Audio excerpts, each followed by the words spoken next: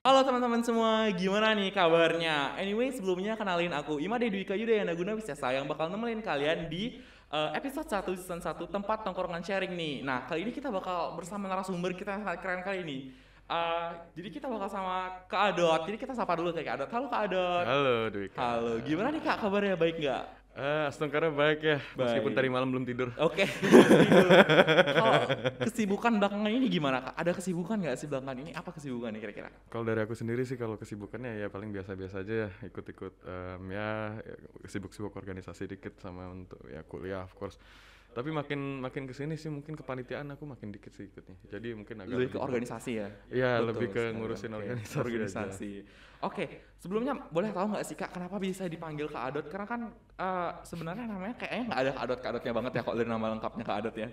Boleh tahu nggak sih asal dipanggil Kak Adot tuh gimana ya? Udah dapat bocoran lo ya.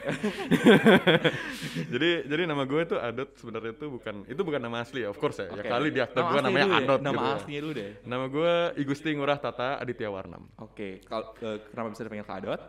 Bisa dulu gue dipanggil Adot tuh gara-gara awal-awal maba tuh kan biasanya lu ya perkenalan diri lah sama Betul. teman-teman di grup kan ya. Iya. Di angkatan mau di kelompok-kelompok gitu. Nah, biasanya yang lain kan udah mulai nih halo semua, perkenalkan namaku bisa aja dipanggil ini salam kenal ya semua Oke, gitu. Nah, betul. kalau gue zaman dulu karena jempol gue gede gitu. Gue tulis halo semuanya, nama saya Gusti Ngurah Tata Warnam, bisa dipanggil Adot. Nah, di dalam satu paragraf itu gue tipe 2 kali. Oke. Jadi Adotnya itu 2 kali. Jadi orang-orang tuh beneran ngira kalau nama gue tuh Adot. Oke. Dan juga zaman-zaman maba kan itu nama profile line. Itu kan disingkat karena nama gue panjang, jadi IGSTNGRT titik A titik. Jadi kayak nggak ada yang tahu gitu loh nama gue apa. Oke. Nah dari pengumuman gue itu kan ya gue mengumumkan bahwa nama gue Adot gitu. Jadi semua orang manggil gue Adot. Sorenya tuh tiba-tiba ada yang nanyain tugas ke gue, Dot, mohon maaf ini aku mau nanya dong soal penugasan gini-gini gimana ya. Nah itu gue jawab sampai akhir. Tapi gue gak ada koreksi orang Nggak tuh mau. ngemanggil gue Adot gitu. Gue kira dia tipe gitu. Ternyata gue yang tipe 2 kali. Jadi keterusan sampai sekarang ya dipanggil Kak Adot? Keterusan sampai sekarang kan. Sampai sekarang. Di UNUD siapa aja yang namanya Adot? Coba Iya, gue kan, iya, the betul. one and only. Yeah. Semua manggil Kak Adot. Oke. Kita lanjut nggak sih Kak ke pertanyaan-pertanyaan tentang bagaimana sih cara mengelola relasi ala anak FK nih, karena kayaknya Kak Adot relasinya luas banget ya, apalagi di organisasi pasti relasinya luas banget dong. Waduh, kalau gitu sih gue nggak berani ya, maksudnya gue nggak berani ngeklaim diri gue sendiri sebagai orang yang paling punya relasi banyak ya. Oke. Nah, masih banyak sih teman-teman gue yang lebih gimana ya, lebih banyak punya relasi gitu ya. Oke. Kalau ini kita mulai ke pertanyaan pertama deh Kak. Gimana sih Kak, menurut Kakak tuh membangun relasi itu penting nggak sih bagi anak FK, dan kalau penting tuh kenapa kira-kira ya? Kalau lu nanya gue membangun relasi itu penting bagi anak FK atau enggak, rasanya bagi semua anak kuliahan mau semua orang tuh relasi itu penting sih. Betul banget sih. Karena makin kesini kan sekarang di dunia perkuliahan, coba lu mikirin benefitnya lu punya relasi banyak. Kita mau ngomongin relasi dari anggapnya teman ya, relationship di dunia pertemanan. Makin banyak lu punya teman, misalnya teman-teman dari dalam prodi maupun luar prodi nih, gue nggak ngebatasin ya. Oke. Misalnya lu punya teman dalam satu prodi gitu, makin banyak lu punya teman dalam satu prodi, makin banyak kemungkinan kamu diingetin untuk ngerjain tugas gitu misalnya. Betul banget. Atau makin banyak sumber yang bisa lu ambil gitu untuk kayak misalnya ada penugasan ini aku pengen dong belajar dari dia, atau aku pengen dong belajar dari dia. Jadinya nggak kayak circle-mu atau nggak kayak emang ilmu itu nggak stuck di situ-situ aja gitu loh. Oke, betul banget sih. Dari segi akademis sih memang itu apa namanya, benefitnya mungkin di situ ya. Kalau dari segi akademis ya. Ya kalau dari segi akademis, kalau misalnya dari segi ekonomis ini mungkin bakal lanjut ke juga ya, ke episode 2 juga. Episode ya, 2 mungkin. betul banget. Di episode 2 kan nanti kita bakal ngomongin soal bisnis sampingan Betul, kan. tentang bisnis. Kalau lu pakai punya banyak relasi, kemungkinan lu buat dapet harga terbaik untuk customer lu juga kan. Iya, betul banget sih. Misalnya nih kamu punya dapat relasi orang misalnya yang punya konveksi gitu. Konveksi, oke. Misalnya lu nggak kenal sama dia kan, lu dianggap sebagai customer biasa dong. Iya, berarti harganya bisa lebih mahal ditaruhnya.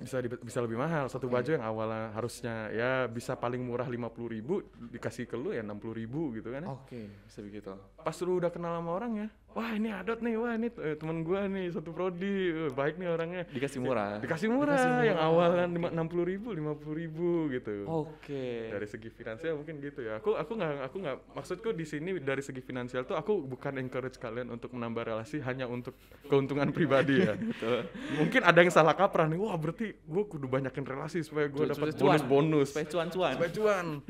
Jeleknya ada orang yang kayak gitu, Oh, ada tapi ya? Ya itu salah satu side, ya itu yang contoh yang mungkin menurut gue nggak jangan ditiru. Jangan tiru. Oke, jadi banyak banget ya sebenarnya teman-teman keuntungan dari punya relasi gitu dari segi akademis, bisnis dan lain-lainnya mungkin ya. Kalau menurut Kak Adot nih gimana sih cara Jitu mengelola relasi gitu kalau anak FK? Karena kan anak FK bisa dibilang lumayan sibuk ya relasi di mana-mana. Gimana sih cara kita mengelola relasi ini supaya di mana-mana tuh dikenal baik gitu? Kalau mengelola relasi anak-anak FK dengan mungkin dari kamu bilang tadi ya mungkin dengan segala kesibukannya dan lain sebagainya ya. Sebenarnya mengelola relasi itu basicnya itu nggak jauh beda mau kamu anak FK, mau kamu anak FH, mau kamu nggak kuliah, mau kamu SMA, mau kamu udah di dalam hubungan suami istri gitu misalnya. Oke, nggak beda jauh ya? Nggak beda jauh. Yang penting intinya konsepnya di sini. Orang-orang itu kan punya karakter yang berbeda-beda. Betul banget. Semua orang itu nggak bisa disamakan. Ada orang yang tertutup, ada orang yang terbuka. Ada orang yang suka organisasi, ada orang yang lebih suka kepanitiaan daripada organisasi. Ada orang yang suka belajar, tapi ada yang lebih suka nongkrong. Banyak kan? Betul banget. Kalau nggak salah gue baca waktu itu dari ada lah gue baca gitu. Intinya manusia itu ada empat tipe. Ada empat tipe. Jadi satu ada yang dominant, ada satu lagi yang influential. Jadi dominant tuh yang serba tipe pengen membuat suatu gebrakan baru gitu. Dia pengen adventure baru. Dia pengen untuk menguasai semua atmosfer gitu. Kalau influential itu tipe-tipe yang gini loh, kalau misalnya lu datang ke kelas, semua orang tuh tahu lu. Atau lu datang ke restoran gitu, sampai pelayannya juga tahu nama lu. Jadi dikenal di mana-mana gitu ya? Kenal di mana-mana kan jadinya, ya kan kalau lu pikir benefitnya, saya awalnya nggak dapat table nih di restoran, lu datang ke restoran, langsung dapat di table satu udah di reserve. Karena gitu. udah kenalan ya, udah kenalan. Betul. Ada orang yang influential, ada yang dominant, dan juga ada orang yang steady. Steady itu tipe-tipe orang yang kayak gimana ya, udah dia tuh suka rutinitas gitu loh. Jadi kayak nggak mau ubah rutinitas. Gimana tuh Kak? Terus kayak ya kalau orang yang kayak steady itu ya berarti kayak gimana ya? Ya pokoknya itu emang pembawaannya dia kayak gitu. Pembawaannya steady, Jujur aku lupa satu ini apa. Kalau misalnya gue buka Google sekarang boleh nggak? Kan DI sama cautious. Jadi gue nyingkatnya DICS. DICS. Not to be confused with kelamin cowok. DICS. Yang C itu cautious. Yang S itu steady. Nah, cautious sama steady itu beda. Kayak kalau steady itu kan lebih kayak dia pengennya yang sesuai dengan rutinitas. Betul banget. Kalau misalnya cautious tuh dia lebih berhati-hati dalam semua hal gitu. Dia mungkin pemilihan kata dia lebih berhati-hati. Dia dalam berteman dia lebih berhati-hati. Dia mending cari aman gitu. Jadi orang ini cenderung untuk kayak lebih gimana ya? Agak lebih susah untuk kita masuk. Kita agak lebih susah untuk kita infiltrate gitu kayak.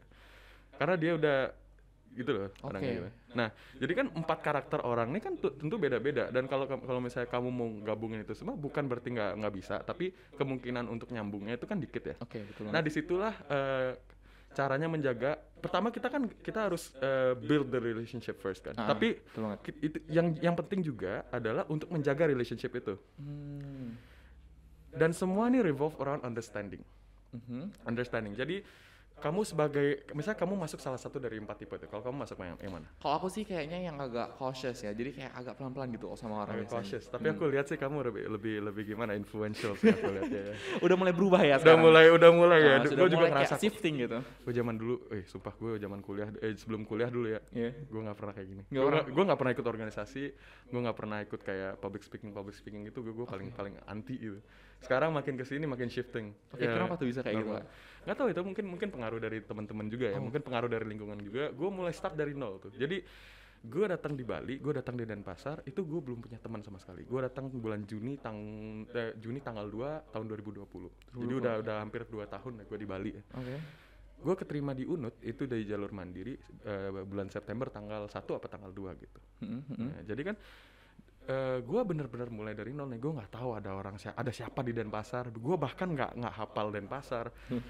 Sepupu gue semuanya ya kelas 12, kelas 11, kelas 10, mereka nggak bisa ngebantu gue dong dalam semua hal perkuliahan gitu. Betul banget. Nah, emang kalau ditanya gue orangnya outgoing atau enggak, ya gue gitu emang dari kecil. Cuman mungkin dulu terhambat di zaman SMA karena gue nggak orangnya itu aja gitu. Jadi sekali gue nggak masuk ke anggapnya circle-nya mereka gitu ya, gue nggak akan pernah bisa masuk gitu sampai SMA karena orang-orang itu aja dari SD, SMP, SMA sama gitu. Jadi pas kuliah tuh it's the time for me to like take my revenge gitu. Jadi aku ikut organisasi, aku ikut kepanitiaan di zaman-zaman ospek tuh aku yang paling kayak aktif untuk kayak engage the conversation gitu. Jadi agak lebih shifting. Nah aku ngerasa kalau misalnya pas udah kuliah tuh pasti kayak gitu sih. Atau kayak karena betul banget, aku juga dulu tuh kayak jarang banget ikut organisasi di SMA, tapi kayak mulai kuliah nih nggak tahu kenapa kayak malah pengen gitu ikut, kayak seru banget gitu. Oke, dari 4 tipe yang kakak bilang tadi itu, jadi kita harus kayak ngikutin mereka atau gimana nih kak? Kayak kita harus ikut adapt ke sifat asalnya mereka atau gimana nih kak bagusnya supaya bisa jaga relasinya gitu? Tentu saja kalau misalnya lu nanya kayak gitu pasti kan lebih baik lu yang bertindak daripada nunggu orang lain yang bertindak. Betul banget. Karena kalau misalnya nunggu orang lain yang adapt to us, bisa terjadi dua hal. Bisa beneran mereka yang adapt, atau bisa jadi ya kita dicap sebagai orang yang kayak bebal gitu, nggak mau ngikutin dia, yang akhirnya tuh malah merusak relationship ini gitu. Bisa banget, betul banget sih. Intinya harusnya kamu itu harus mengerti aja terhadap apa kebutuhan temanmu, apa kebutuhanmu, apa tipe temanmu, apa tipe, dan just make friends with everyone, bro. Oke, betul banget. Make friends, nggak boleh pilih teman ya. Nggak ada ruginya lu berteman sama siapa orang. Betul banget. Nggak ada ruginya. Just make friends with everyone. Oke, kita lanjut nih kak. Kalau menurut kak, gimana sih cara anak FK tuh membangun relasi di tengah kesibukan perkuliahan? Apalagi kan kayak anak FK nih bisa dibilang kuliahnya lumayan lah ya, kayak lumayan padat. Habis itu belum lagi ada organisasi dan kegiatan kemahasiswaan lainnya nih. Menurut kakak gimana nih cara kita bisa tetap jaga relasinya nih? Jaga atau membuat? Sebenarnya lebih ke menjaga sih. Kalau membuat kan tadi udah kita bahas ya. Betul banget. Ya, kalau menjaga zaman-zaman di kesibukan FK ya, dengan semua kesibukan FK. Gue rasa sih sebenarnya lebih ke gini sih, lebih ke we start from like small things, right? Kalau misalnya kamu ketemu orang yang di kelas tuh kamu sapa aja gitu. Seberapa jauh pun kamu, seberapa jauhnya relationship kamu sama dia, mungkin kamu agak lebih strange ke dia, tapi dia kenal kamu kenal dia aja, sapa aja gitu. Betul banget sih. Itu mulai start from the little things. Atau kalau misalnya kalian tuh udah masuk dan tentu kan kesibukan FK kan banyak ya. Banyak banget. Mau belajar, mau ikut kepanitiaan atau gimana. Kalau di dalam kepanitiaan tuh just engage in the conversation, just ikut aja alurnya apa yang mereka omongin. Misalnya kamu dalam satu kelompok gitu, kamu nggak ada teman untuk kayak ngobrol gitu, just ikut aja ke salah satu percakapan itu pasti nyambung kok. Pasti nyambung kok. Ya rasanya, kecuali emang lu ada beef with someone gitu ya. Mungkin itu baru mungkin agak sulit itu ya. Itu agak ada pengecualian dikit ya. Tapi for the most part ya gitu aja sih, udah be the initiator. Jangan nunggu sama orang lain gitu. Apalagi kan kayak anak FK ini kerjaannya kalau nggak salah bisa dibilang kayak belajar, abis itu kayak kemahasiswaan, organisasi, kayak nggak ada tempat gitu nggak sih kak buat kayak nongkrong atau ketemuan bareng gitu. Jadi kayak agak sulit nggak sih sebenarnya buat jaga relasi kalau kayak gitu, atau malah karena adanya kepanitiaan organisasi ini malah menggantikan tempatnya buat nongkrong gitu biasanya? Gue justru malah terbantu banget sama organisasi. Terbantu banget ya? Jauh banget. Jadi gue ini juga mungkin nyambung ke episode 2 ya, soal yang finansial itu juga gue terbantu banget sama BEM soal maksudnya manajemen keuangan, manajemen orang, manajemen apapun tuh gue terbantu banget gitu. Cuman jadinya ya itu salah satu tip yang gue bisa kasih ya, kalau misalnya lu emang mau memperluas relasi, just try organisasi. Itu the first step of like meeting a lot of people. Kalau kamu join organisasi, tentu saja di dalam organisasi itu kan bukan cuma ada kamu, kan ada kadepmu, mungkin ada kepala, ada ketua, dan itu bukan dari angkatanmu doang, ada angkatan atas, ada angkatan 2 di atasmu gitu. Jadi di situ itu step pertama itu untuk lu dapat beberapa orang baru yang berpotensially jadi your next best friend gitu. Jadi teman baru ya? Iya, teman baru dari organisasi. Kalau Kak banyak nggak sih teman-teman baru di organisasi? Kayak misalkan kayak kalau nggak organisasi kayak nggak bakal kenalan nih sama mereka. Banyak banget. Salah satunya mungkin gue sebut nama ya, mungkin kayak Felix Evanya gitu ya, kayak Kak Felix atau Kak IBK. Ada banyak lah pokoknya orang-orang yang mungkin gue sebelumnya tuh masih asing gitu di telinga, tapi gue ketemu in person because of the organization that I'm involved in. Jadinya wah ternyata orang ini nggak seperti yang gue pikir gitu. Wah, karena persepsi itu juga tergantung dari temennya ya. Persepsi itu kan juga mempengaruhi cara orang lain tuh memandang, kayak cara kita bisa bahkan mempengaruhi relationship kita sama seseorang kan. Kalau misalnya orang tuh ngira kalau kamu itu orang yang kayak nggak tahu diri gitu, ya belum kamu kenal aja udah jelek relationshipnya kan. Iya sih. Makanya kayak ya just engage in the conversation, kayak bikin personamu itu persona yang friendly gitu. Persona friendly. Karena who doesn't want Karena kan, a friendly oke, kita lanjut nih Kak. Kan kayak relasi ini biasanya agak sulit kan ya. Biasanya kan kita ketemunya secara offline ya, bertemu langsung di organisasi gitu. Gimana kalau misalkan sekarang kan masa pandemi kebanyakan online nih, gimana sih cara kita jaga relasi buat online? Karena kan kayak orang kadang nggak suka di chat atau nggak suka di telepon gitu. Gimana sih caranya supaya kita bisa tetap jaga relasi gitu di masa pandemi? Itu juga sih, gue bingungnya mungkin ada beberapa orang yang mungkin kita perlu extra care of like kayak kita keep the relationship, right? Tapi kalau gue sih ya balik lagi, kalau online tuh kan pasti ada aja kegiatan-kegiatan online yang bisa kita ikutin kan. Apalagi kalau misalnya kita ngomongin soal teman SGD atau misalnya gitu, ya jadilah teman SGD yang tahu diri misalnya gitu kan. Itu makin orang-orang lihat bahwa kamu itu nggak merugikan mereka, makin baik relationship sama mereka, makin baik persepsi dia terhadap kamu, jadinya relationshipnya kan jadi oke gitu. Ya misalnya kayak gitu, atau emang kayak mungkin someone that you never met before, kayak memang yang gimana itu memang gue masih nggak tahu sih caranya gimana. Mungkin nanti teman-teman bakal bisa kasih tahu gue ya caranya gimana, nanti sharing aja. Mungkin itu sih dari Gitu ya, keren banget ya.